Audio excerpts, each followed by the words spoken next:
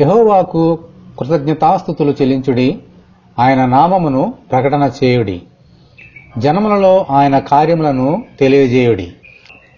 నా ప్రాణమా యెహోవాను సన్నిధించుము అని లేఖనములో చెప్పబడినట్లుగా మనమందరము దేవుని నామమును స్తుతింప బద్ధులమై ఉన్నాం.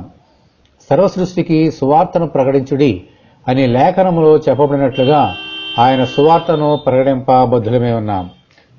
భూ దిగంతముల వరకు మీరు నాకు సాక్షులే ఉందురు అని లేఖనములో చెప్పబడినట్లుగా ఆయన చేసిన ఆశ్చర్య కార్యములను ఇతరులకు చెప్ప బద్ధులమై ఉన్నాం. అయితే ఇవన్నీ మొదట చేయవలసినది, ప్రారంభించవలసినది దేవుని మందిరంలో. అక్కడ ఈ సంగతులు నేర్చుకున్న తర్వాత బయట ప్రపంచంలో ఈ కార్యాలు చేయగలుగుతాం.